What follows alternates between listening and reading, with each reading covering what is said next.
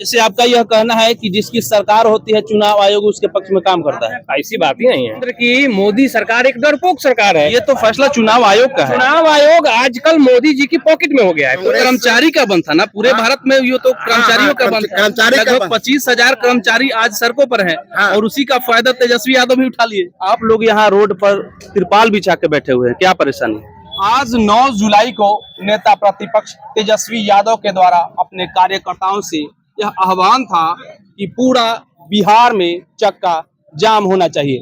Purpose था चुनाव आयोग जो वोटर लिस्ट में पुनर्निरीक्षण कर रही है, इसके विरोध में आज पूरा चक्का जाम करने का फैसला किया गया।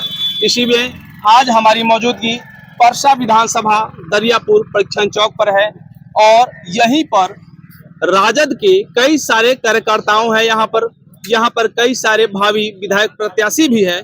यह लोग जो है पूरे के पूरे रोड को जाम कर रखा है और यहाँ पर इन लोगों से हम बात करेंगे और जानने का प्रयास करेंगे कि आखिर चुनाव आयोग से क्या चाहते हैं। नमस्कार, मैं दीपक कुमार और आपने देखना शुरू कर दिया है फिक्स न्यूज नेटवर्क को। हमारे पीछे आप तमाम यह गाड़ियां को देख सकते हैं कि पूरा का पूरा जो रोड है, यह चौक है, इसको पूरा ब्लॉक कर दिया गया है। कैमरा थोड़ा सा नीचे घुमा कर दिखाएं। जो टायर है इसको जला करके और अपना विरोध प्रदर्शन किया गया है। आप देख सकते हैं कि इंडी गठबंधन के जितने भी दल है, घटक दल है, वह सब लोग के कार्यकर्ता जो है यहाँ पर मौजूद हैं। कांग्रेस से भी है, सीपीआईएम से भी है, राजद से भी है। इन्हीं लोगों से बात करने का प्रयास करते हैं और जानने का प्रयास करते हैं कि आखिर जो यह चक्का जाम का फैसला लिया गया इसके पीछे क्या सटीक रीजन है। क्या नाम है? मेरा नाम तरुण तिवारी है। अच्छा। और मैं कांग्रेस में हूँ। और ये जो आज का कार्यक्रम है ये बिहार के प्रतिपक्ष के नेता तेजस्वी यादव जी और लोकसभा में नेता प्रतिपक्ष श्री राहुल गांधी जी के आह्वान पर हो रहा है, कम्युनिस्ट पार्टी के आह्वान पे हो रहा है। और हमारे नेता राहुल गांधी जी भी पटना पहुंचे हैं और चुनाव आयोग का घेराव करने के लिए निकल चुके हैं। अच्छा। हम लोग भी यहाँ बैठे हुए हैं और निश्चित रूप से ये डरपोक सरकार है। केंद्र की मोदी सरकार एक डरपोक सरकार है। ये तो फैसला चुनाव आयोग का है। चुनाव आयोग आजकल मोदी जी की पॉकेट में हो गया है। कोई भी संवैधानिक संगठन अब स्वतंत्र नहीं रही और उसी के स्वायत्तता बचाने के लिए हम लोग रोड पे बैठे हैं। ये सरेंडर मोदी निश्चित रूप से हम लोग के जन भावना को देखकर यहाँ भी देख लीजिएगा, इस मैटर पर भी सरेंडर करने का काम करेंगे। ये देश 1942 के दौर में पहुंच रहा है। अच्छा, कहाँ चुनाव आयोग में कमी लग रहा है आपको कि आप रोड पर बैठे हुए? चुनाव आयोग ऐसा चुनाव आयोग होता है कि जिस वोटर लिस्ट पर राष्ट्रव्यापी चुनाव करा लेता है उसी वोटर लिस्ट को बिहार में मानने के लिए तैयार नहीं है। अगर इसको एक्सरसाइज करना ही था तो उसके लिए 6 महीना समय लगता है। ये 25 दिन देने की क्या जरूरत है? होगा कहीं, होगा किसी से होगा।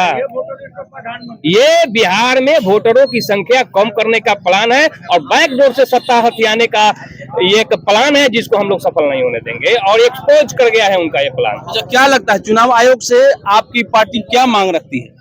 चुनाव आयोग से हम लोग कुछ मांग क्या करना है? जो चुनाव आयोग की गरिमा और पौराणिक इतिहास रहा है बस उसी पर चले। ये भाजपा का ये एक विंग बनकर काम ना करे, बस हम लोग का यही मांग है। जैसे आपका यह कहना है कि जिसकी सरकार होती है चुनाव आयोग उसके पक्ष में काम करता है। ऐसी बात ही नहीं है।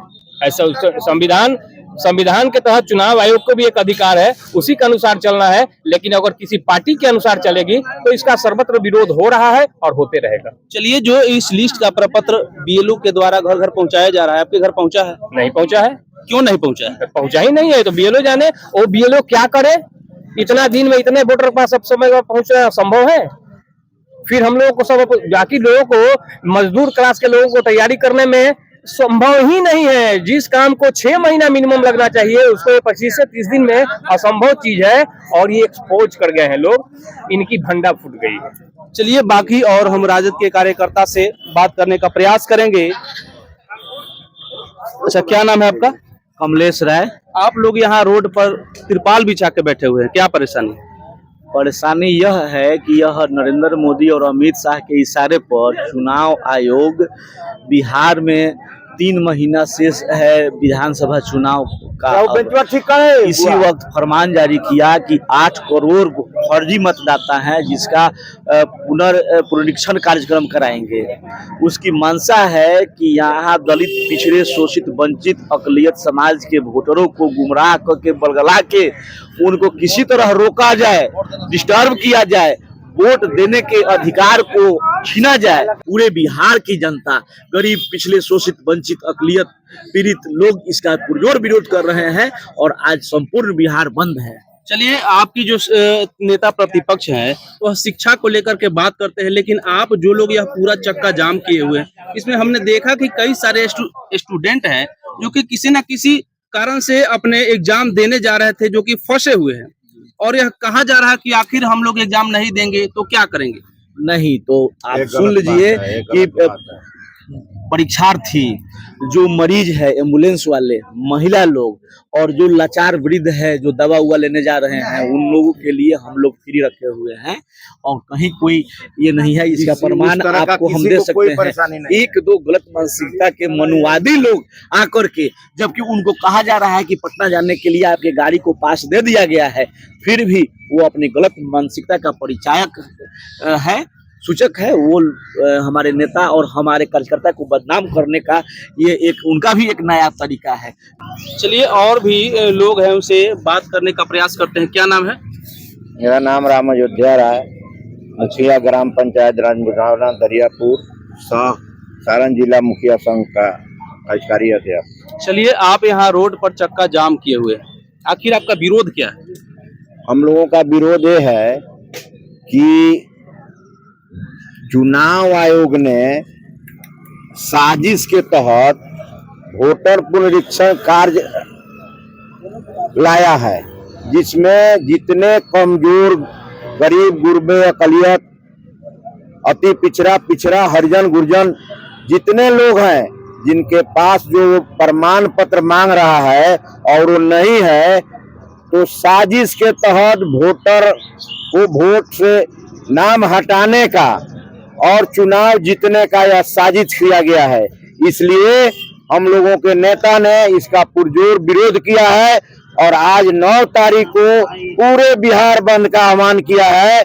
2024 के जो वोटर है उसके आधार पर चुनाव कराया जाए, अन्यथा नहीं मानने पर हमारे नेता के निर्देशन अनुसार हम लोग चरणबद्ध तरीके से विरोध करेंगे और नहीं मानेंगे तो हम लोग चुनाव का भी महागठबंधन के लोगों ने बहिष्कार करने का मन बना लिया है। चलिए, और भी लोग हैं, सीपीआईएम के भी लोग हैं, उनसे जानने का प्रयास करते हैं। अच्छा, आप कौन सी पार्टी से हैं? सीपीआईएम दरियापुर। आप भी यहाँ बैठक में शामिल है, इस जाम में शामिल है, क्या आपका मंशा है? देखिए, मानसा, हमारी मंशा क्या, इस देश के आम आवाम, मजदूर, किसान, छात्र, नौजवान, सबों की मानसिकता है कि यह जो देश में तानाशाही की सरकार चल रही है उसके खिलाफ आज पूरे देश में लोग सड़क पर हैं। कर्मचारी अपने ऑफिस को बंद करा करके, छात्र अपने स्कूल कॉलेज को बंद करा करके, किसान अपना खेती का काम बंद करके आज इस सरकार को घुटने टेकने के लिए मजबूर करेगी। और इस चुनाव आयोग, सबसे पहले तो हम लोगों का 9 तारीख को जो कार्यक्रम था वो पूरे देश में आम हड़ताल था। आम हड़ताल मतलब लगभग इसी का फायदा तेजस्वी यादव उठा लिया। अब देखिए, तेजस्वी यादव भी उस महागठबंधन के साथ है।